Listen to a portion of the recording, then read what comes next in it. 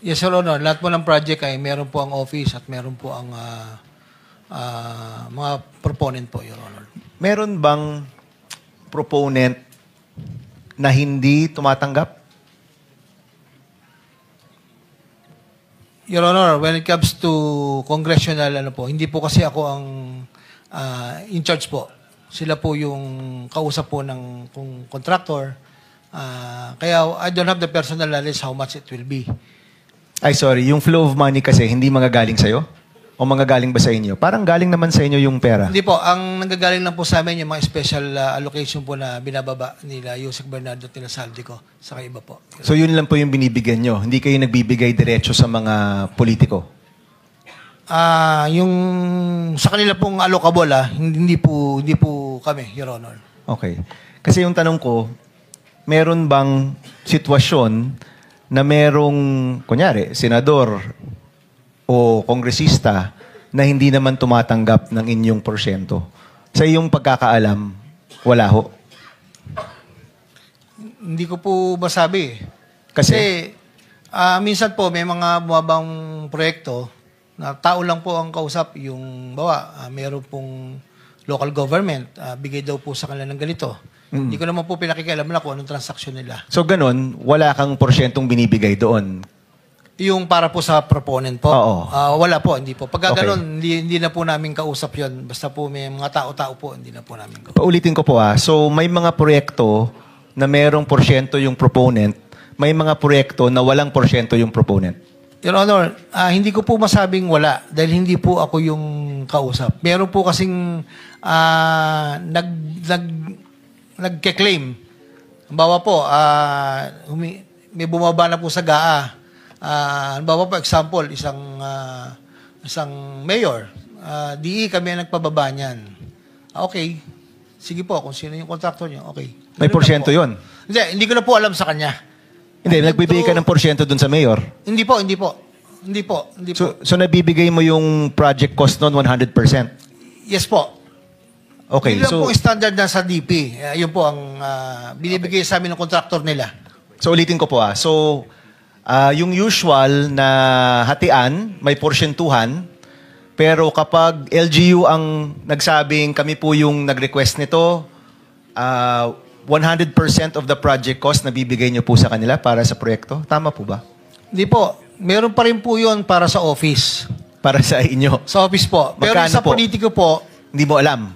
hindi ko po alam. Magkano yun? Magkano yung binabawas ninyo kung LGU yung nagpapatupad? Same pa rin naman po. Pagka roads and building, mga nasa 6 po. Minsan may discount ng konti. Yun po. Depende po sa contractor. 6%? Yes po. So 94% mapupunta dun sa project? Yes, Your Honor. Okay. So that's the only case na, may bawas pa rin yan, pero that's the only case na siguro yung proyekto talagang matutupad. Normally po, pagka building and roads, kung ano po yung indicated length, kung ano po yung size, lalabas po yan, Your Honor. Okay. Thank you for that, Engineer. Let me ask Yusek Bisnar tungkol sa CMPI. Ano po yung CMPI?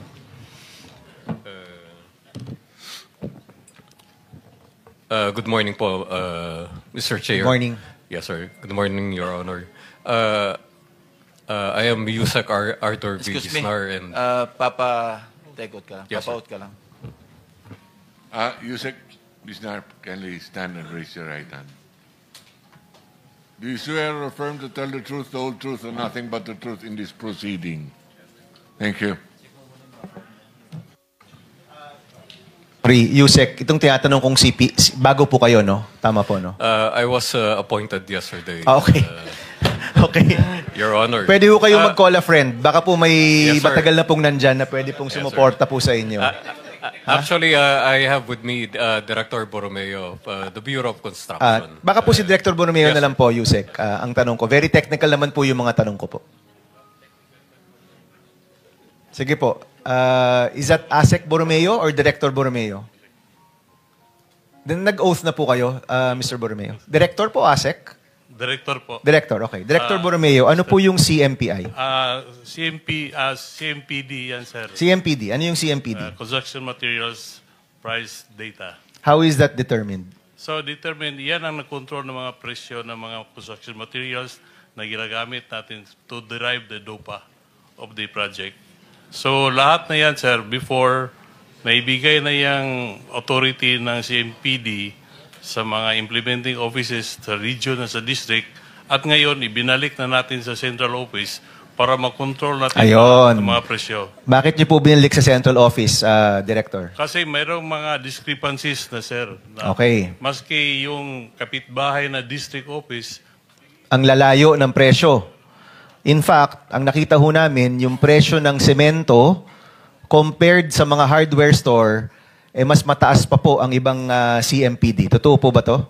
may mga ganong pangyayari, sir. Kumbaga po, bulto-bultong binibili ninyong semento, pag pumunta ka sa hardware store, mas mura pa doon.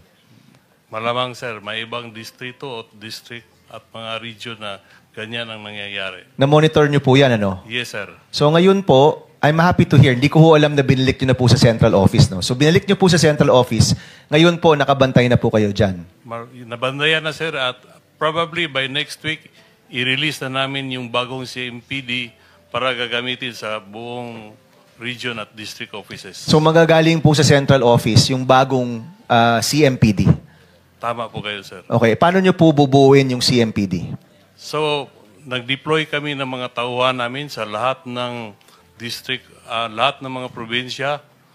Kami mismo ang gumagawa ng canvassing sa mga suppliers na kung saan ang location ng mga projects. Director, sorry magtatanong lang ako. Bago ka rin ba o matagal ka na pong nandyan? Mga 2 years. 2 years. So alam mo ring na may mga lugar na napakataas ng kanilang CMPD compared sa commercial rates or compared dun sa totoo.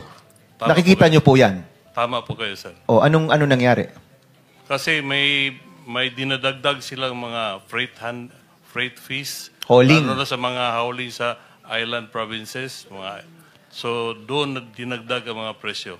Opo, at nakita ho namin sometimes dumodoble. Yes, sir. Hindi naman yun dapat doble. Dapat maybe 20 to 30% higher lang yan because of the hauling and because of the freight fees. Tama ho, no? Tama po kayo, sir. So, kailan kayo maglalabas ng bagong CMPD po ninyo? As much as possible by next week kasi gagamitin na yan for the 2026 projects natin sa DPWH. Ilalabas niyo po yan sa internet, ano? Yes, sir. Ipapublish niyo yan? Ipapublish yan. Sa O lahat. sige po. We will, October 20, kung di ako nagkakamali, ang budget ng DPWH. Kung ilabas niyo po yan by next week, ikukumpara po natin yan dun sa mga commercial rates. Yes, sir. No? Before maglalabas ang budget, nakaready na yung CMPD. Opo. Yan yung ito sinasabi ko na, yan yung mga tanong ko po sa DPWH budget. Kung kumusta yung CMPD ng Central kumpara sa presyo talaga dun po sa baba. Yes, sir. Tama ba na ang CMPD dapat mas mababa sa mabibili mo sa hardware store? Hindi naman lahat, sir. Bakit? Kasi may mga projects, for example, gravel, mataas talaga yung hardware price kaysa doon sa mismo sa sites. Hindi, kaya nga, dapat mas mababa kayo. Yes, mababa yung CMPD. So ulitin ko dapat, dahil ang laki po ng binibili ninyo, bulto-bulto pong binibili ninyo, dapat ang presyo ng gobyerno mas mababa sa makikita mo sa hardware store. Tama po kayo, sir. Tama yon, di ba? At tapos kung merong mang dagdag na presyo sa hauling or freight or ganyan, hindi naman siguro lalampas ng 40%. Hindi naman lahat. Ano po ba dapat? Ilang porsyento po ba dapat yung diferensya dahil po sa handling? Usually, sir, yung mga hauling distance, kung 10 kilometers lang, free na yun, free na ang handling. Delivery, opo. Pero more than that, more than the 10 kilometers, may dagdag na 20 to 30%. Oh, pero hindi lalampas. Yes, sir. Hindi naman dodoble o triple. Hindi Nakita ho namin, may mga beses dumodoble. Yeah, No? yan ang observation namin nung binigay namin sa mga district and regional offices yung CMPD. Okay. Kaya nga kinuha namin balik. Okay, salamat, Director. So, yung CMPD, mahalaga po yan para matukoy talaga natin yung tamang presyo ng mga proyekto. Yes, sir. Okay, In yung that isa, way, sir. yung nabanggit to ni Bryce nung nakarang araw, yung units. Sometimes dinadagdagan yung mga unit. Kung 100 lang yung kailangan, ilalagay daw 200, no? Nabanggit mo yan, Bryce, di ba? Tama po, Your Okay. Honor. Paano naman ho natin yan mache-check na yung units ay tama dun sa design? No? So, kunyari, may sabihin mo na classroom, In our last hearing po sa Committee on Basic Education, umaabot ng 3.7 million per classroom po tayo. Tingin po namin, overpriced po yun. Nahihirapan po kami makahanap ng tamang presyo kasi yung unang-una, yung CMPD, palagi ko mali, masyadong mataas. So maybe we can now use the CMPD that DPWH will publish. Pero pati yung unit, no? Last question ko po to, Mr. Chairman, no? Pati yung units, Meron po kayo extra 2 minutes if you wish. pati po yung units, paano po natin ma-check na yung disenyo ng mga proyekto sa DPWH hindi po pinapalobo, hindi po pinapalaki o pinapabukol, no? Talagang tama yung disenyo, tama yung number of units, tama yung presyo. Paano nyo po yan gagawin ni Secretary Dizon? I think, sir, sa Bureau of Design na yan, ang issue na yan, hindi ko yan masagot. Basta sa Bureau of Design, merong standard plan. So Opo. meron silang mag-audit dyan sa mga implementing offices. May mag-audit dyan na taga Bureau of Design. So Nandito sila- ba yung Bureau of Design, Mr. Palagi Secretary General? po, wala. Wala. Sige po, we'll ask. Tatanungin na lang po namin kung di man sa budget hearing sa sunod na Blue Ribbon. Itong mga disenyo po mahalaga eh. Kasi baka over-designed siya eh, para talagang palakihin yung presyo. No? At nais natin makahanap ng tamang presyo sa tamang dami, no? Sa tamang kalidad ng mga materyales, no? Palagay ko po nasa punto tayo ng DPWH, kailangan talagang kulang na lang mag-start from zero po tayo. Kasi yung nakikita po nating level ng korupsyon napakataas po talaga, no? Kailangan po talaga back to zero po tayo dito. Last question. Thank you very much, Director Alan. Engineer Alcantara, itong mga nabanggit na yung CMPD, mas mataas, yung dami ng mga unit, pinapataas. Do you confirm this na isa itong paraan para palubuhin yung presyo? Your Honor, tungkol po doon sa CMPD, we're following the CMPD given to us by the regional office. May mga times lang po na we conduct our own canvas dahil hindi po talaga minsan nagtutugma doon sa Mataas o mababa? mababa po. Mababa. Yes So, po, Your Honor. you're saying na tapat naman yung CMPD ninyo? That's Your what you're Honor. saying? Yes, Your Honor. Okay. But Director Borromeo, nakita nyo na may pangailangang ibalik ito sa central. Sa mikropono po. Sa microphone po. Tama po. To centralize all of these materials prices. Sige. So we will check this, Director Borromeo, sa susunod na budget hearing ng DPWH o baka sa Blue Ribbon. Nais ho natin makita na yung CMPD nakapublish, kitang-kita ng lahat ng tao at pwede po makumpara doon po sa mga presyo sa kanilang lugar. Thank you. Maasahan. Maraming salamat, Mr. Chairman. Thank you. Before I recognize the next interpellator, gusto ko lang ma-resolve na itong issue. Kay Engineer Hernandez, may sinasabi yung lawyer mo sa interview na may mga senador pa at both incumbent at saka past, yung former. Kino-confirm mo ba yan? Your Honor, pwede pong Hindi, kino-confirm mo ba yung sinabi ng iyong abogado? Hindi yes po. or no lang? Hindi po. Oh, thank you. Next, Senator De La Rosa. Thank you, Mr. Chair. Nakiusap sa akin si Senator Maculita, mag-swap kami ng time slot. So I yield the floor to That's an option that you can exercise. Thank I yield you. the floor to Senator Senator Maculita. Mr. Marcoleta Chair. is recognized. Thank you. Thank you, Mr. Chair. Mr. Chair, I am going to consume my time by making a disclosure. Kahapon po, mga pasado po, 2:00 ng hapon, tumawag po sa akin si former Congressman Mike Defensor.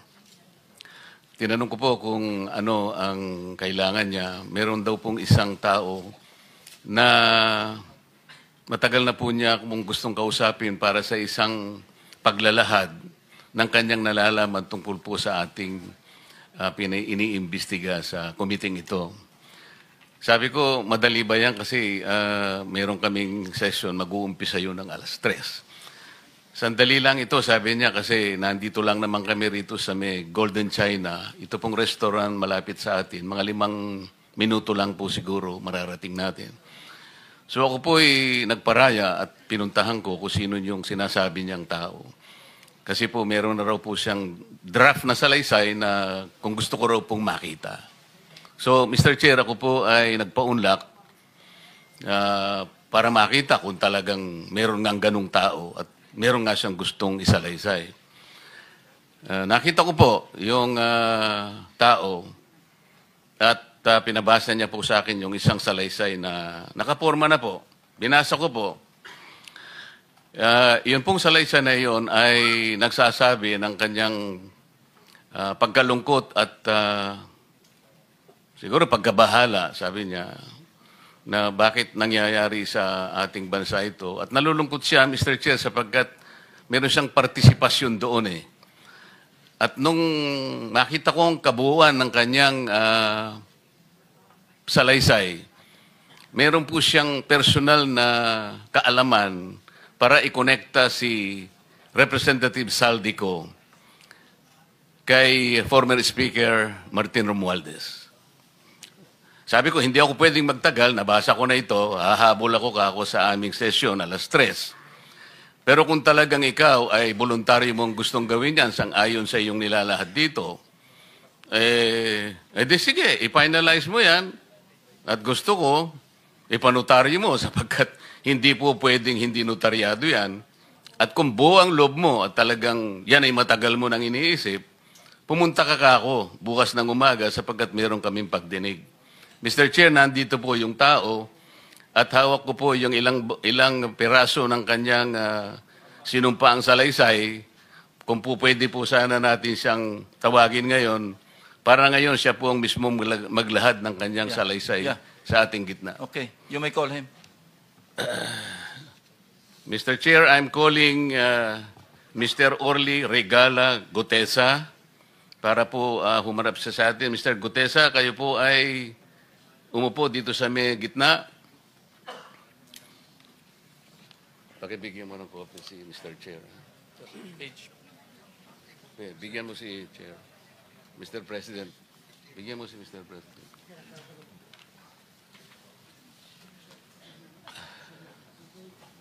Manatili ka muna nakatayo kasi nunumpa ka.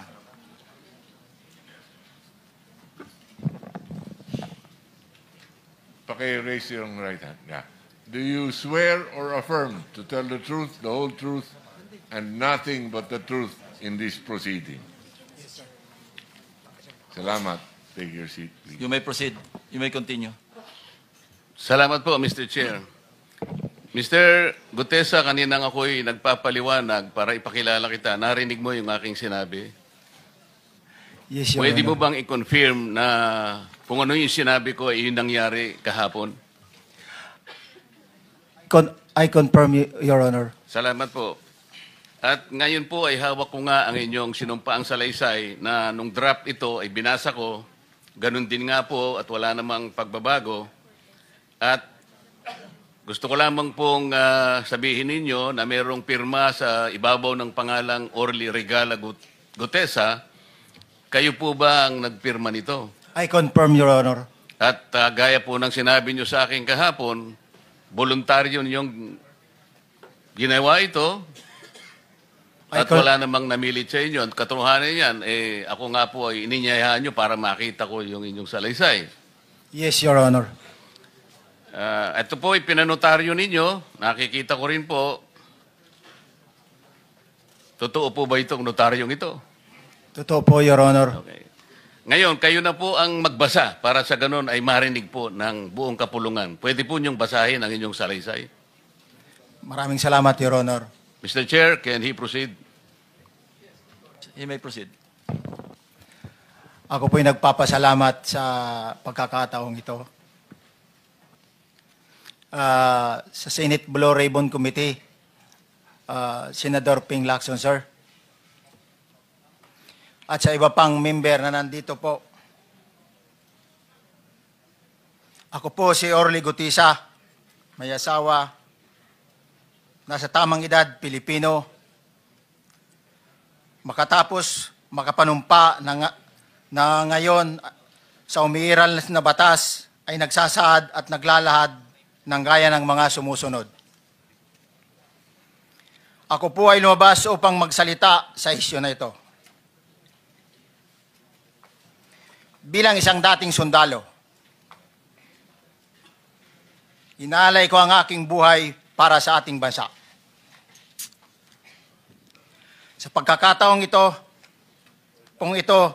nagdesisyon akong magsalita at maglabas dahil ayokong maging masama ang kinabukasan ng aking mga anak, apo ko sa darating na panahon.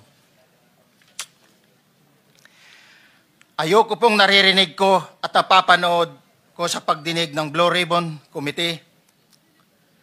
At ngayon ko po napagdugtong-dugtong yung naging partisipasyon ko po sa anomalya at korupsyon na ginawa at lumalabas sa hearing na ito. Yung palang pera na binubuhat namin at dinideliver mula sa masamang gawain na nagdulot ng baha na ikinamatay ng tao at imbes na gamitin ang pera sa edukasyon, medikal at programa na mapunta lamang pala sa bulsa ng mga politiko. Mabigat po sa akin magsalita dahil may pamilya ko. 4 ang anak ko, nag-aaral pa. May asawa ako at nangangalaga sa aking mga anak at marami akong kasama sa operasyon na may kinalaman sa ibabahagi ko sa inyo. Nagtatrabaho lang po kami ng mga kasama kong sundalo sa Philippine Marines. Huwag sana isipin na aking mga kasama na nagtatraidor ako. Ako sa aming trabaho at pinagsamahan dahil pare-parehas kaming may pamilya at gusto lang naman naming ayusin ang kinabukasan ng bawat isa. Wala akong iniisip na kapahamakan para sa kanila, bagkos ang gusto ko lang maayos ang kinabukasan ng bayan at lahat kami. Noong December 5, 2004, na-hire ako bilang security consultant sa Ako Bicol Party List or AKB kay Congressman Saldico. At nasimulan ang duty ko kay Congressman Saldico. Bawat umaga, nagre-report ako sa BGC sa Horizon, sa Bonifacio Global City, kung saan nakatira si Kong Saldico. Tuwing may duty at detailed ako sa basura, it means itong basura, ito yung box ng pera na pinag-uusapan natin sa kasalukuyan. Mr. Gutesa, mag-stick ka lang sa binabasa mo. Huwag ka nang nag-a-adlib. Kung ano yung nandito, basahin mo lang. Yes, Your Honor. Tuwing may duty detail ako sa basura, pumupunta kami sa 28 Ladybug Corner, Dragonfly, Valle Verde 6, Pasig City. Tagabuhat lang ako ng malita ng basura. Ang ibig sabihin ng basura ay malita na may lamang pera. Ang bawat malita ay may lamang humigit kumulang 48 million pesos.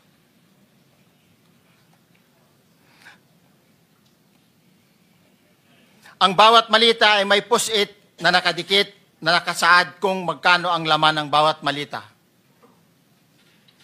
Tuwing may duty detail sa basura, may pumupunta na tao na magde-deliver ng basura at nire-receive ni John Paul Estrada at Mark Tiksay. Ang mga executive assistant ni Congressman Saldico at sila ang mga detailed sa mga ganyang activities. Ang mga nangyayari kapag duty kami sa basura. Kalimitang dinadala sa bahay ni Congressman Saldico sa Valle Verde 6 at tinatanggap naman ni Mark at ni Paul. Pagkatapos naming may baba ang nasabing basura, ipinapasok sa bahay ni Congressman Saldico sa Valle Verde 6 at binibilang ni Mark at ni Paul. Alam ko na ang laman ng malita ay pera sapagkat nakita ko si Paul na binuksan ang malita at inilabas ang laman para bilangin. Ang isang ehemplo na nagdala ng pera ay si Congressman Eric Yap ng AXIS Party List. 46 na malita ang dala niya sa bahay ni Congressman Saldico sa Valle Verde 6. Pagkatapos mabilang, isinakay namin sa mga sakyan patungo sa Horizon Residence sa Taguig. At dumiretso kami sa basement upang may baba ang nasabing basura. Bago ibaba ang nasabing basura, ito, Merong napuputol sa binabasa mo eh. Huwag kang magmadali. Huwag kang magmadali. naputol na, Ulitin mo yung paragraph 20. wala na akong, hindi ko makita na putol na siya.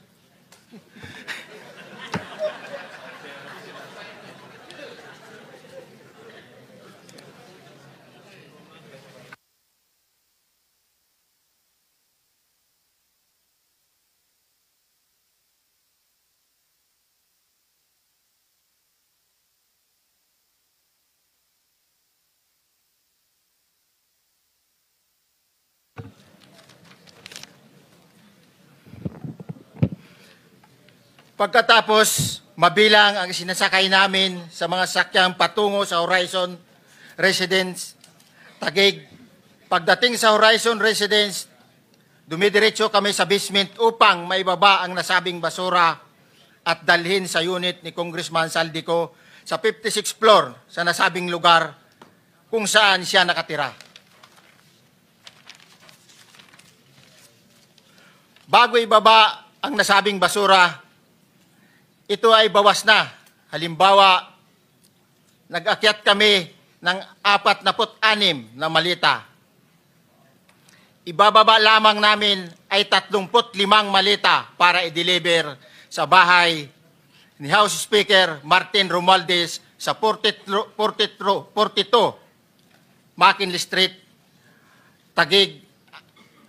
Ang labing isang malita ay naiwan sa taas ng 56th floor sa Horizon Residence.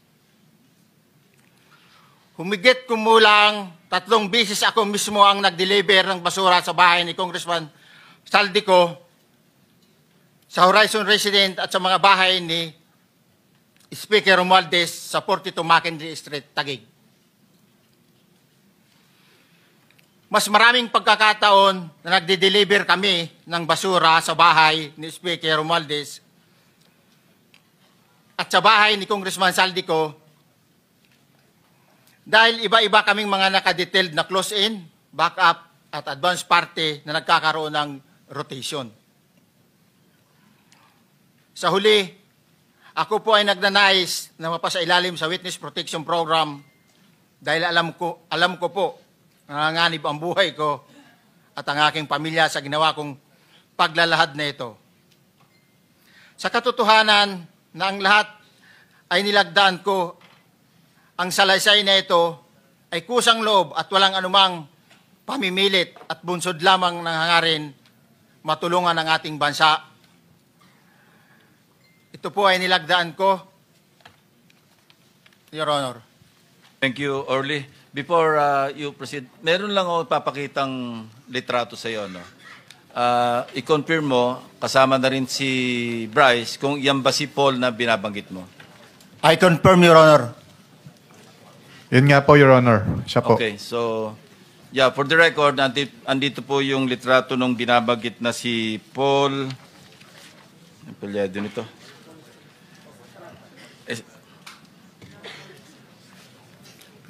John Paul Estrada, di ba? Yes, Your Honor. Oh, sige. Thank you very much. You may continue, Senator Marcoleta. Thank you, Mr. Chair. Mr. Gutesa, dito sa iyong paglalahad ay gumawa ka ng isang paghalimbawa. Inihalimbawa mo si Congressman Eric Yap, ngunit isang tagpo lang yun eh. Ikaw ay na-hire ni Representative Saldico, sabi mo rito, ay December 5, 2024 pa. Yes, Your Honor. Sa pagkakaalam mo, mga ilang beses kayong gumagawa ng bagay na ito. Ibig sabihin, yung pagdi-deliver ng pera, sa natatandaan mo, gaano kadalas ang pagdi-deliver? Kasi ang ginawa mo kanina ay isang example lang. Pwede mo bang ipaliwanag? Your Honor, minsan kasi pag-duty kami, ang actual ko na delivers talaga sa bahay ni Congressman Romualdez is 3. Tapos pag may duty kami, nagkakaroon ng detailed. Minsan namumonitor ko doon sa group chat namin, may basura tayo deliver. Minsan namumonitor ko siya is 3 times a week ang delivery doon sa Forbes, sa bahay ni Kung Romualdez. Yung pera minsan nanggagaling lang doon sa horizon sa taas, ibinababa. Tapos may detail lang na tao, namumonitor ko naman sa GC namin. Kaya nalalaman ko yung movement ng tropa, kung ano yung sinasabing basura ng delivery. Your So Honor. yung delivery o yung movement ng tropa nagaganap average 3 times a week. 3 times a week, Your Honor. Nagsimula noong December 2024. Yes, Your Honor. Hanggang ngayon ba ay naglilingkod ka pa kay Representative Saldico? Sa kasalukuyan po ay nag-resign po ako noong August 5, itong taon po na ito. So, maliwanag ba ang ibig mong sabihin para sa kapulungan ito ay nag-a-average ng 3 beses sa loob ng 1 linggo ang pagdi-deliver ng pera kay Representative Saldico at tuloy-tuloy naman doon sa bahay ni former Speaker Martin Romualdez sa ganong rate, ganong beses, 3 beses sa loob ng 1 linggo. Yes, Your Honor. Magmula December 2024 hanggang ikaw ay mag-resign noong August 2025, this year. Yes, Your Honor.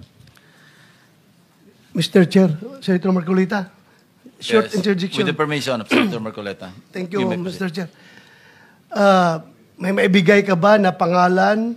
Kasi ang sinasabi mo lang ngayon, as far as you're concerned, during ikaw ay nagdo-duty, nagro-rotation basis yung duty. So pag wala ka, absent ka, iba ang nagdo-duty, iba rin ang nagtatanggap sa pera at nagdi-deliver. Am I correct? Senator De La Rosa, may I just remind you na isang follow-up. Pero kung gusto mo ituloy at pahig si Senator Marcoleta, naka-charge sa oras niya yung mga susunod na tanong. Okay? Okay lang. Okay lang. Sige, boss. May- Nanghiram meron lang pa naman namang- ako sa iyo. Go ahead. Meron ka pa namang 4 na minuto pa mahigit yan. Yes, sir. So, sige. Very quick lang. So, pag hindi ka duty, may ibang nag-deliver ng pera kay Saldico at kay Speaker Romualdez. Pag nangyayari yan, sir, pag hindi ako duty, may makadetail talaga sa basura na yan. Pero ang authorized lang na mag-deliver at mag-receive niyan is yung 2 tao na binanggit ko, which is John Paul Estrada and Mark Tiksay. Okay. Thank you, Mr. Chair. Thank you, Senator Marcolita.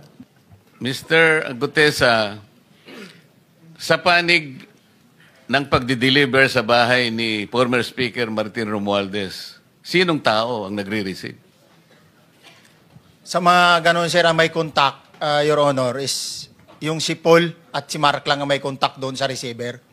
So pagdating doon, nakabukas na yung gate doon sa Forbes, pumapasok na lang kami. Then pag nabuhat na namin yung mga malita na ibaba na, so lalabas na kami. Wala na kaming basta may deliver lang namin yung mga basura doon sa bahay, wala na kaming noon, Your Honor. Alin-aling bahay Yung ang 42. pinagdi-deliveran mo sa panig ni former Speaker Martin Romualdez? Yes, Your Honor, yung 42, yung dito sa may Forbes Park. Yun lang? Wala nang iba? Mayroon pa yung bago nakaraan doon sa 19 Nara, yung dating bahay ni Michael Yang. Sa pagkakatanda mo, mayroon pang ibang lugar na kung saan nagdi-deliver kayo? Sa Aguado, dyan sa Malacanang. Aguado? Excuse me, Senator Marcoleta. Sino Michael Yang? Yung dating sa Pugo yata yon, Sa? yung dating sa Pugo. Yung Michael Yang. dating bahay ni Michael Yang. Dating bahay. Yes, Your Honor. Okay, thank you. Ibig mo sabihin, nabili ni Speaker Martin yung bahay ni Michael Yan? Allegedly, Your Honor. Pero paano mo alam na bahay ni Speaker yon? Kasi doon na nagde-deliver yung tropa nung hindi na nagde-deliver doon sa 42, Your Honor. Ngayon, sinasabi mo meron kayong chat Nagagamit mo yung chat para ma-monitor mo yung rate ng delivery at kung sino-sino yung nagdi-deliver? During the time nung nandun pa ako, Your Honor. Mr. Chair, salamat po. At baka meron po pong Thank you. gustong itanong ating May mga kasama. papakita pa ako isang litrato pa, no? Identify mo lang siya. Sino yan? Mark Tiksahi, Your Honor. Meron pa ba nakakakilala sa kanya bukod sa'yo? Dito? Wala. Nabanggit kasi ni Engineer Alcantara rin dito eh. Sa salaysay mo noong September 23, sinasabi mo, hindi ko po siya na-meet during pagdadala. Ang tao niya po ay may alias lang na Paul at Mark. Na-meet mo ito si Mark, Engineer? Sa Valle Verde po, once lang po. So, kinukonfirm na si Mark Texa ito? Mark po and Paul, karaniwan po. Okay. Thank you. Thank you, Senator Marcola. Mr. Chair, may tatanong lang po kung Yes. with the permission of Yeah, okay. Senator Marcoleta. Mr. Orly, sabi niyo po 46 na maleta na nagkakalaman po ng 48 million bawat isa. Tama po ba?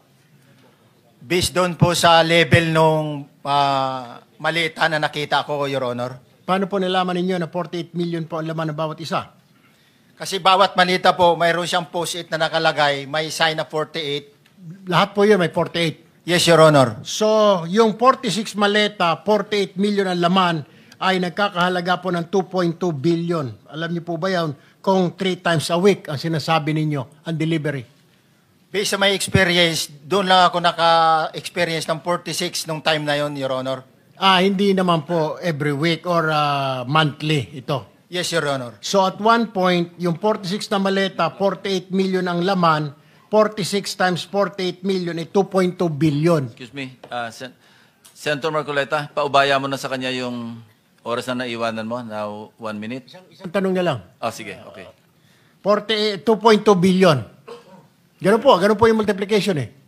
Siguro, Your Honor, yun ang lumalabas.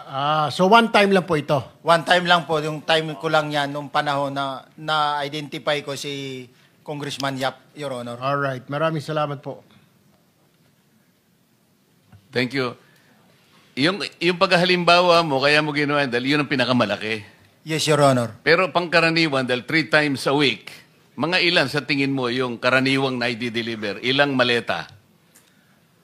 Usually, pag nanggagaling na sa Horizon, na idine-deliver na doon sa Forbes, minsan mayroong 15 or kaya 18 ang malita. Pero yung malalaking malita yon na nagre-rate yung bawat malita, minsan mayroong 48, may 50. Sa mga tweet, Mr. Gutesa, pangkaraniwan, 15 to, Your Honor? yun ang average, pangkaraniwan. Yes, Your Honor. Yung nabanggit mong nabigla ka sapagkat malaki, 48, yun lang kay Congressman Eric Yap. Yes, Your Honor. Yun ang time na nakita ko talaga yung ganung kabalk Okay. yung balita na yun, Your Okay. Honor. Mr. Chair, payagan nyo sana akong magtanong lang ng isang tanong kay Mr. Diskaya. Mr. Diskaya, naalala mo, nagkaroon ka ng supplemental affidavit na binasa mo dito. Medyo mahaba pa nga di ba? Naalala mo yung nakaraan? Ito yung supplemental affidavit mo. Yes po, Your Na Honor. may petsang September 23, 2025. Ito yung nakaraang hearing natin. Yes po, Your Honor. Napansin ko kasi nung pinakinggan ko tiningnan ko sa ating transcript, parang hindi mo binasa yung paragraph 30 na kung saan binabanggit dito yung DPWH Region 1. Chinek ko talaga kaninang umaga, nirecheck ko uli, hindi nasama sa binasa mo ito. Ano ito, nagkamali ka lang o... Your Honor, talagang hindi ko po nabasa dahil masyado na pong mahaba yung yung binabasa ko po. Hindi nga, sabihin mo na nagkamali ka lang, hindi mo sinasadya. Hindi po sinasadya. Pero dito po, wala rin po eh. Hindi nakasulat. Baka nakalimutan pong ilagay, kaya hindi ko po nabasa. Tsaka pinatigil po ako doon sa... Nakatigil... ito, sorry. Nagkamali po ng page. Ito po, 30 po sa Region 1. Meron pala. Oo nga, nandito yung paragraph 30. DPWS Region 1. Yes po, Your Honor. Pero nung checking ko yung transcript, hindi mo binasa ito. Opo, yes, for honor, kasi mahaba na po. Hindi, nabasa mo yung 31 hanggang 30 hanggang 37 eh. Ito nalaktaban mo yung 30. Kaya lang ako nagtataka, kaya tinatanong kita, sinadya mo ba to o nagkamali ka lang? Hindi po, Your Honor, kasi napatigil na po ako noon nung... Hindi nga, sagutin mo, nagkamali ka lang. Hindi po, Your Honor. Hindi po ako nagkamali. Ano nga? Sinadya mo? Hindi po, Your Honor. Bali, ano po, alam ko po parang pinatigil na po ako dito dahil masyado na po mahaba yung binabasa ko. Hindi, ganito. Pinatigil ka, nung pagpatuloy mo, nakaligtaan mo yung number 30. Hindi mahaba pa yan eh. Nalaktawan mo siguro. Yes po, Your Honor. Yeah. Para maliwanag lang. Oo, gusto ko lang maliwanagan kasi nabanggit ko na kanina na naimungkahi ko na sana'y tawagin din si Governor Chavit Singson. Baka ka kung may connecta doon sa ano mo, baka ka kung sinadya mo. Ngayon, kung sasabihin mong nagkamali ka lang, tatanggapin ko yon. Your Honor, hindi po ako nagkamali. Naalala po, hindi lang po nabasa. Okay. Salamat, Mr. Chair. Ang susunod po ay si Senator Risa Hontiveros. You may have the floor. Salamat po, Mr. Chair. Isa munang follow-up question kay Ginoong Guteza. Paano niyo po nalaman na bahay yun ni Michael Yang? Kasi dati po, may mga security po na kasama na ko na dati is doon po yung bahay ni Michael Yang eh. Mga security na dati niyong kasama na nung panahong iyon ay security ni Michael Yang, nung panahong bahay niya yon. Yes, Your Honor. Okay. Salamat po, Ginoong Guteza. Ngayon, Mr. Chair, narinig natin kanina yung testimonya ni Yusek Bernardo na Yusek for Regional Operations for Visayas NCR and Region 4B. So, hindi na po nakakagulat kung yung modus operandi nila sa Bulacan ay ginagawa rin sa ibang lugar na sakop niya. So, tuloy ko po yung pagtatanong tungkol sa ghost projects dito sa NCR, particular sa Quezon City. Mabuti pong marinig mula sa DPWH na inaaksyonan na rin ng department ang mga opisyal nito sa ibang lugar. Kasama sina NCR Regional Director Gerard Opulencia at sina QC District Engineers Johnny Protesta at Arturo Gonzales. Gusto ko pong balikan yung mga questionabling drainage rehabilitation project na ito sa barangays Tatalon at South Triangle sa Quezon City na lampas 100 million pesos ang halaga at parehong JJPR Construction ang gumawa. So ito po yan ulit. Nung Martes, inamin ni DE Protesta na ang ginawa lang dyan ay painting at declogging. Meron pa daw manhole repair. Ibig sabihin, ang gastos lang ay pintura, labor, at equipment na ginamit. Pero 100 milyon ang preso. Si DE Protesta, nandito po sila ulit. Ano po? Yes, sir. Pakiupo para may follow-up questions ako sa inyo. Magpatuloy po.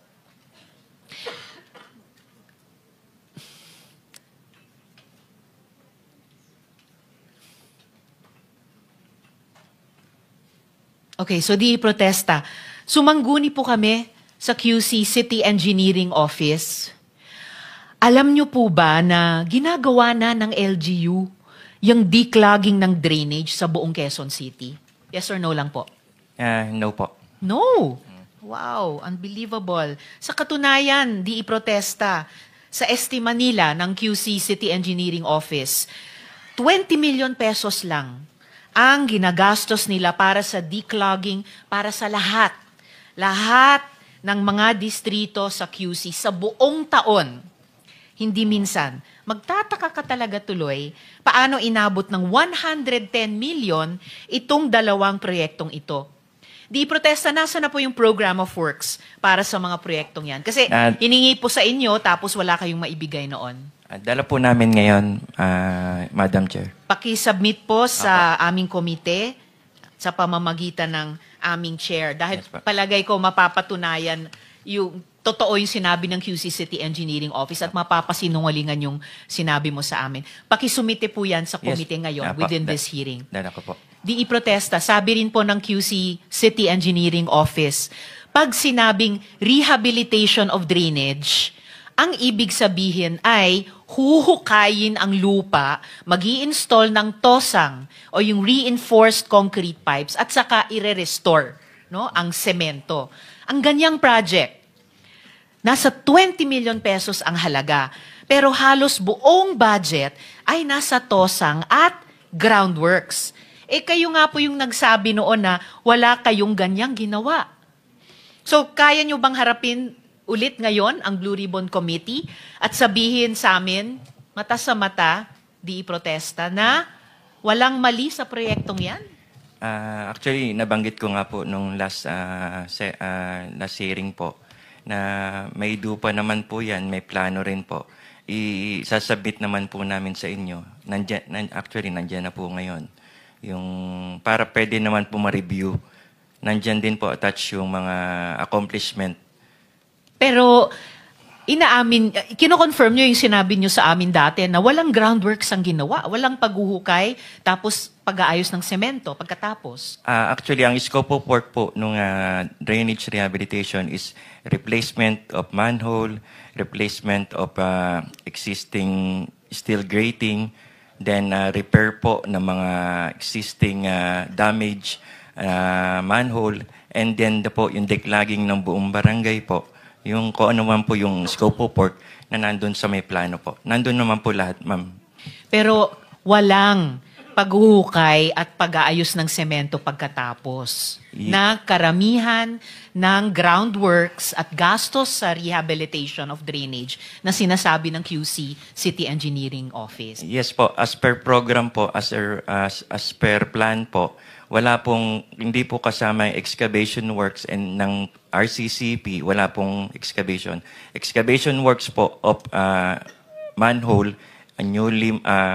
bagong manhole po, and yung mga existing na manhole.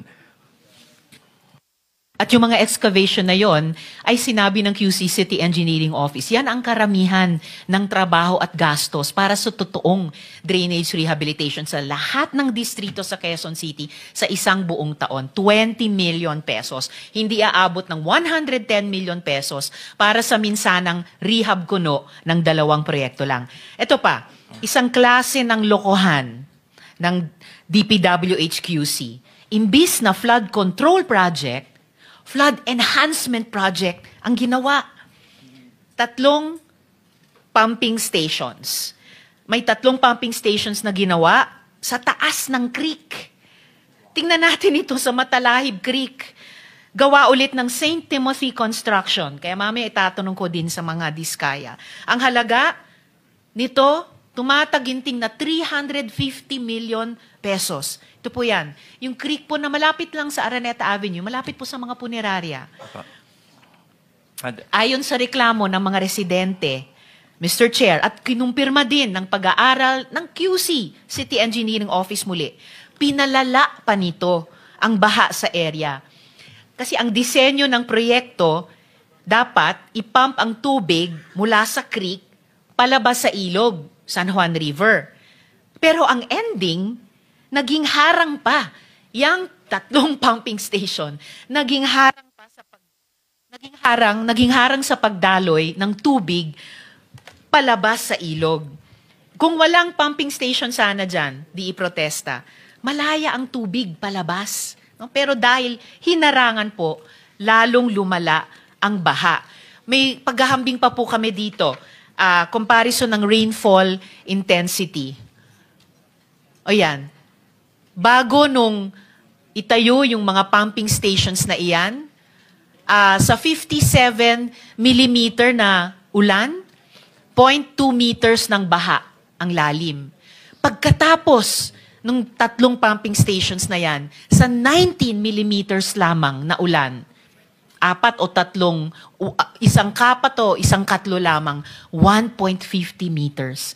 Halos times 10. So bago ang proyekto, kahit malakas ang ulan, konti lang ang baha sa lugar. Pero pagkatapos ng proyekto, 1/3 ang lakas ng ulan, pero times 20 ang taas ng baha. Pinalala ang baha sa Araneta Avenue at umabot pa ngayon hanggang pa sa Banawe.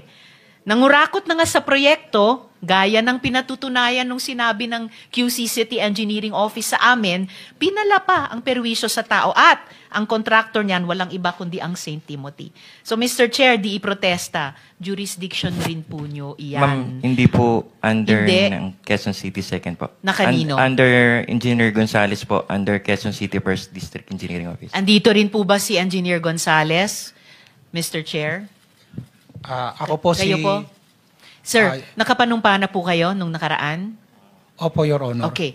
So jurisdiction nyo itong 3 pumping station, Yung isa lang po ang Yung isa. aming in-implement yan, yung Matalahib. Matalahib. Station. Sino po ang may jurisdiction dun sa dalawa pa? Yung dalawa po ay Senator Risa, just to remind you, Yes, Mr. Chair. tapos na po pala yung ano niya. Pero sige lang, we'll give you an extra 1 minute. 1 minute more. Salamat, Mr. Chair. Yes, Engineer Yung Gonzales. dalawa po ay sa Gonzales. aming regional office po, NCR. All right. Nandito rin si NC Regional Director. Upo ulit dito. Andito ba siya? Well, absent nung nakaraang hearing, pero ang sabi sa amin, darating sila ngayon. Andito po ba sila? NCR? Parang hindi ko po nakita. Okay, Your Honor. para dun sa matatalahib, kayo rin nag-approve niyan? Kami Yes or po, no? kami po yung nag-implement. Ang Quezon City First District Engineering Kayo Office nag-implement. Kayo rin po, Sir Gonzales, ang nag-approve ba? Tama po ba? Paano po, Your Honor, yung nag-approve? Sir naman, napakasimpleng salita. Nasa ilalim ng jurisdiction nyo yung pumping station sa Matalahib kasi Creek. po, Engineer Gonzales. Madam po, kasi ganito po. Ito po ay sinumulan noong July 2024. Ito pong proyekto na ito. At ako po ay na-designate as District Engineer ng Quezon City First nung pong September 2024. So sino po yung district engineer nung July 2024 at nag-approve sa Matalahib Creek Pumping Station? Noong time pong yun, si D.E. Lloyd Busa po, yung... D.E. Loida. Busa po. Busa. Parang narinig ko rin yung D.E. Loida sa mga diskaya kung hindi ako nagkakamali. Andito ba ngayon si D.E. Busa? Loida Busa? Wala po siya, Wala. Your Sige, Honor. paimbita ko na lang sa susunod na hearing kung maaari, Mr. Chair. Balikan ko na lang po yung Quezon City, Mr. Chair, sa susunod na round, bukod po dun sa mga ibang DPWH officials. Salamat po, Mr. Chair. Thank you, Senator Risa Antuberas. Mr. Chair, before the next, okay lang. Yes, Senator JB. Si Congressman Tiangco is available, but can we ask the Secretariat to give him a call so that he can come? Okay. Thank Yeah. you. Attorney Kimbo, pwede bang tawagin natin si Congressman Toby? Para lang, ayaw niya lang masabing epal siya, so pwede rin imbitahan natin, maski by phone. Senator Win is recognized. You have 7 minutes. Maraming salamat, Mr. Chairman.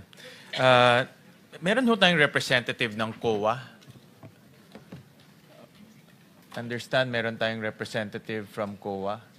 Nandiyan ba siya? Or anyone from COA? Nasaan po yung taga-COA?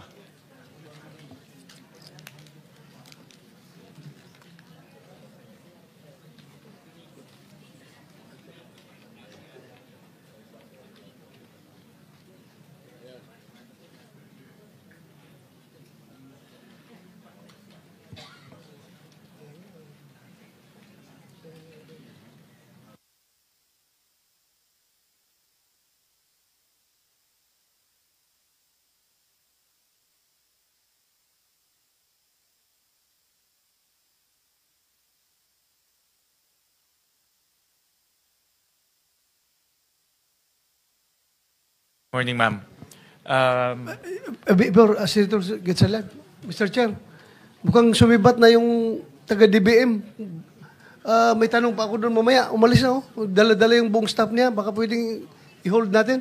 Diyan po. Toledo, Baka Toledo. nag-CR lang. Yung si Yusek Toledo. Babalik ba yun? Babalik? Nag-CR lang. Okay. CR lang ho. Thank you, Mr. Chair. CR lang. Nagmamadali kasama yung buong staff niya. May tanong pa ako doon. Thank you, Mr. Chair. Salamat. Thank you. Thank you. Basta pulis talaga mabilis, matalas ang mata. Ma'am, ano pong pangalan ho ninyo? Wala kasing nameplate sa...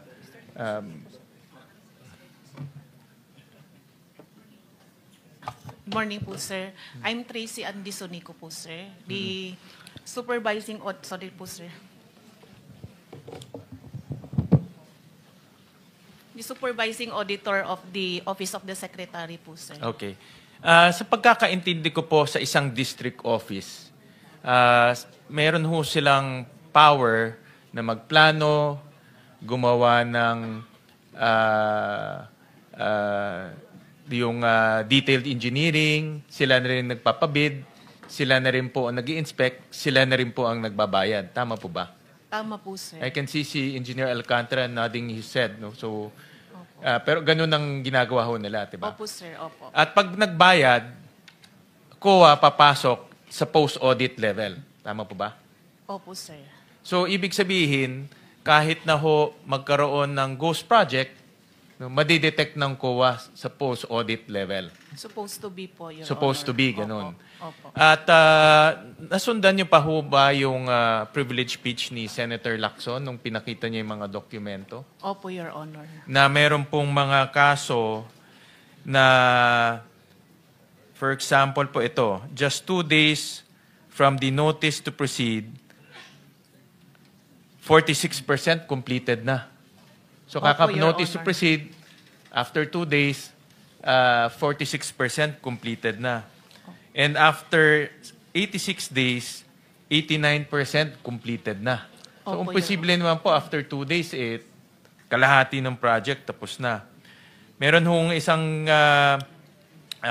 project, ito po yung construction of riverbank protection structure along Pampanga River at Barangay Bulusan, Kalumpit, Bulacan. 15 days. No?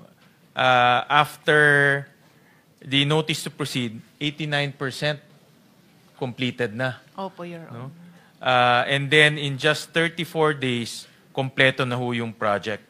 No? Nakita niyo ho ito? Ganito po siya, sir, if you would allow me to explain po. Pero nakita niyo ho itong privilege speech ni Opo, Your Senator Honor. Lacson. Kayo ho, nakita niyo ho itong... marami ito No, I just narrated a few items from that privilege speech. Opo. Kayo ho, nakita niyo ho itong mga dokumentong to? Yung dokumento po mismo, like the disbursement vouchers and yung mga supporting documents po, sir, hindi po siya nasubmit sa COA. Pero nandun po sa report on publicized government program, project, and activities, kaya ko po sinasabing tama po na dinideclare na po as early as on the 10th or kung ilang araw pa lang po, ay nasa more or less, nasa 50% na po. Nakikita po siya sa RPG-PPA. Pero yung pong audit action, hindi po agad-agad siya na, let's say for example, sir, i-disallow agad kasi primarily, isasubmit po muna ni implementing office yung mga vouchers sa COA. And then, di ba sir, meron po tayong reglementary period on the submission of the accounts. So si auditor po, nag-issue po muna siya ng mga audit observation memoranda requiring or reminding the implementing office to submit the unsubmitted disbursement vouchers. Pero dahil hindi pa nga po na-submit, na-compel po si auditor na mag-issue ng notices of disallowance primarily dahil may indication na po ng fraud based doon sa RPG-PPA na sinasubmit po nila dahil hindi nga po sila nagsasubmit ng mga disbursement vouchers din po. Pero ma'am, ito 2023 pa, 2023. Opo. 2024. Opo. Paano po umabot na ganito after 2 years, tsaka lang ho lumalabas to? Ba't hindi ho na-detect ng resident auditor doon? And who is the resident auditor during those times? The resident auditor during those time and up to present po is Miss Cinderella Esperanza Santos po. Actually po sir, papunta po sana siya dito pero talagang trinatrangkaso po. Kagaya ko din po, trinatrangkaso din po. Bakit hindi niya ho na-detect? Kasi office at pinakita rin ho doon sa privilege speech yung mga pictures na sinasubmit as evidence of completion, pare-pareho. Opo. Diba? Ito ho, hindi naman kailangan ng ubod ng talino para makita ho to. Dapat lang ho, masinop. Yes, sir. Paano ho nakalampas to after 2 years? In fact, hindi nga lumalabas to. in this privilege speech lang ho na lumabas. Yes po. Sir, i-remind ko lang po kayo, sir, 2020 hanggang 2023 po, hindi po tayo although sinubukan po ng audit team na mag-inspect po as early as 2022, kahit na po may mga restrictions pa po. So nakapag-ikot po sila. On 2023 po, sir, hanggang kung di po ako nagkakamali. Hindi ikot. Yes, sir. Just purely on documents. Makikita nyo na. Post-audit, tinitignan yung dates. Opo. Tinitignan yung mga supporting documents. Opo. Tinitignan yung mga veracity of their declaration, Yes di ba? po. Yes, sir. Kaya nga po napilitan po yung auditor na mag-disallow ng mga transactions po ng Bulacan First DEO kasi hindi po lahat na-submit po yung mga transaction documents po, sir. And then kaya din po siya ni-request for fraud audit po kasi nga po hindi na But po the fraud talaga audit, kaya. ngayon lang nangyari yung fraud Opo. audit after Yes po. 2 years. Yes po, sir. Bakit hindi ho nalaman sa damit, sa libo-libo ho ng project doon, hindi ho na-detect kaagad? Sir, dadalawa lang po yung audit team. Ibig kong pong sabihin, isa lang po yung, meron po tayong audit team leader at isa lang din po yung kanyang audit team member.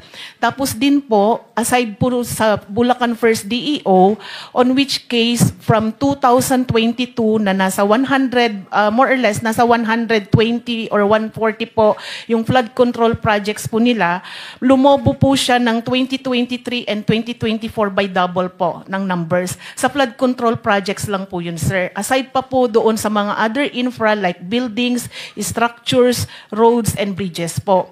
And then meron pa din po silang hawak na 8 district engineering offices. Ikwento ko lang din po, sir, in 2023 po, sa budget po ng COA for 2023, nagbawas po ng plantilla positions ang DBM by 100 plus employees supposed to be na dapat ma-deploy po sa mga auditing agencies. So kaya po, ang distribution lang po ng bawat audit team na mabibigat, sir, halos nasa 2 auditors lang po. And then, isa lang din po per province. Sa case po ng Region 3, meron po tayong 7 provinces sa Region 3. Nasa 16 technical specialists lang po ang meron tayo.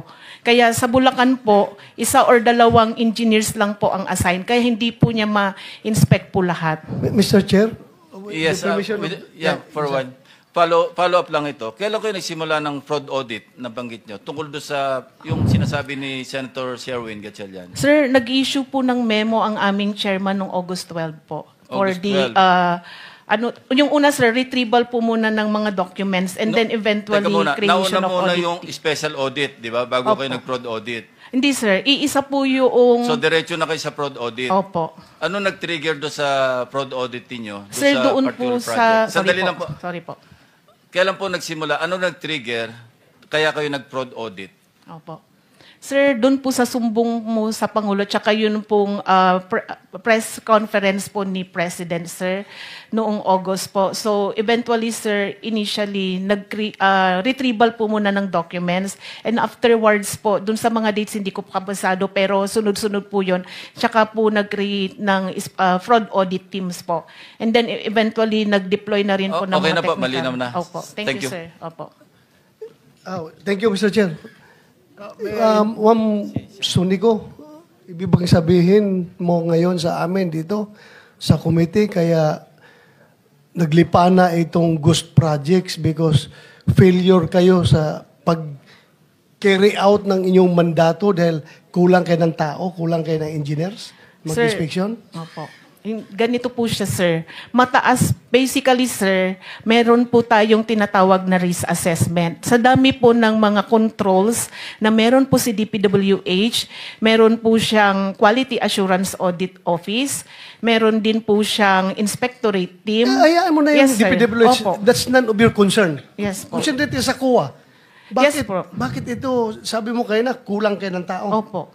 So, kailangang dagdagan kayo ng tao? Yes po sana, sir. Ha? Opo. Para magampanan nyo yung mandato? Opo sana, sir.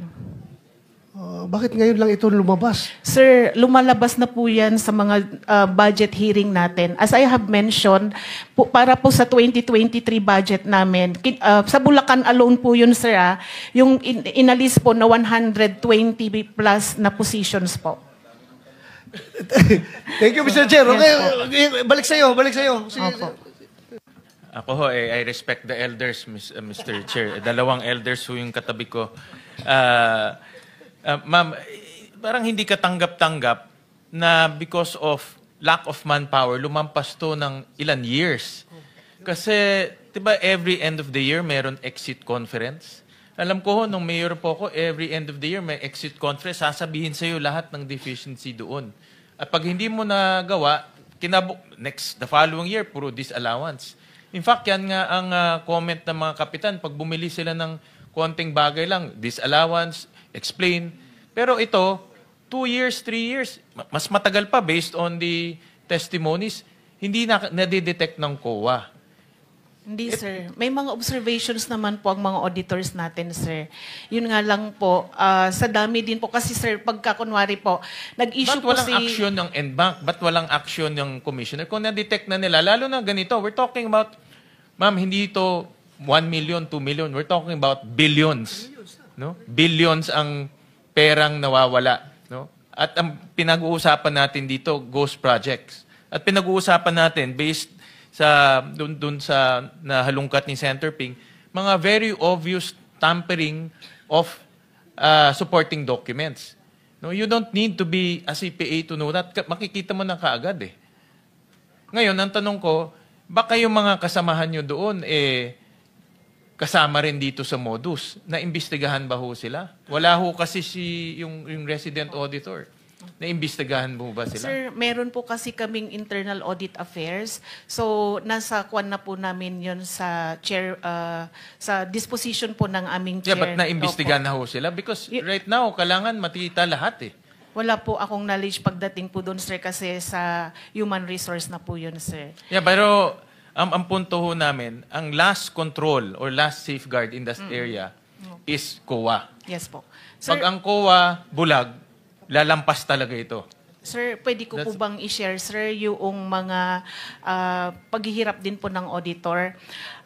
Di ba, sir, as mentioned earlier, sir, kahit po meron pa po tayong limited movement during 2022, nag-inspect po sila. Based po sa kwento ni Miss, nung ATL po, naghahati pa po silang dalawa nung kanyang member para lang po marami silang maikutan pag nag-inspect po sila. Hindi lang yung inspection eh. Yes, yung inspection na intindihan ko, yung dokumento eh. Ang hindi ko maintindihan, bakit hindi na-detect sa dokumento na in 15 days tapos na yung proyekto? Yung sinasubmit na supporting documents, mga pare-parehong pictures. Yes, sir. Hindi na inspection. Opo. Ako naintindihan ko inspection, Yes, sir. malalayo talaga. Pinuntahan namin, malalayo talaga. Opo. But yung dokumento lang, tabletop lang to. Opo. Kaya po nag-disallow yung auditor po natin, sir. Yeah, but this is after many years. Ba't hindi dinisallow immediately at in-elevate to kaagad? Sir, madami po talaga kasi. Kailangan po kasing i-check din, sir. Kasi sa totoo lang po, pagka nagdi-disallow din po, iniisa-isa po ng auditor. Ganito na lang. What we want is pati yung COA resident auditor maimbestigahan rin. Sige po, sabihin Kasi po kung namin. hindi, mawawala no kami ng kumpiyansa sa COA. Senator Win? Yes po. Yes, go may I ahead. interject? Quick question lang po. Follow up on that question kay Engineer Bryce. Engineer Bryce, meron kay resident auditor, sino po ito? Sa pagkakilala ko po si Ma'am Cindy po. Nakakausap niyo po ba? I mean, pasok ba siya sa grupo ninyo sa transaksyon para nabibigyan niyo ba siya? Ilang porsyento binibigyan sa kanya para pirma lang siya ng pirma? Specific na wala po, pero alam ko kinakausap siya ni Boss Henry tsaka po ni accountant namin. Ng accountant ninyo? Regarding po dyan. So alam ng COA, resident COA auditor niyo yung mga ghost project na yan? Mga substandard project, alam yan? Sa pagkakaalam ko po. Will you confirm, Engineer Alcantara? Your Honor, tingin ko po wala pong alam si auditor doon sa mga ghost project po because they're relying on the documents po. Hindi po sa actual field po talaga. In fairness po kay auditor. Relying wala po sa siyang mga alam. documents na sinasabit nila Bryce Hernandez at saka JP Mendoza. Is that correct? Actually po, ang proseso po, Your Honor, accounting section po ang nagsasabit po sa... Accounting section po ninyo? Yes po, Your Honor. Nandito po ba ang accounting section po ng DPWH sa District 1? Siya pala nagsasubmit sa COA? Sir, bagong bypass po. Kung lahat ng mga tao may sakit, may cancer, Sa bypass may po. bypass, may trangkaso. Sige po, that's all, Senwin. Thank you. Akala ko second round muna yun, Senator Tulfo.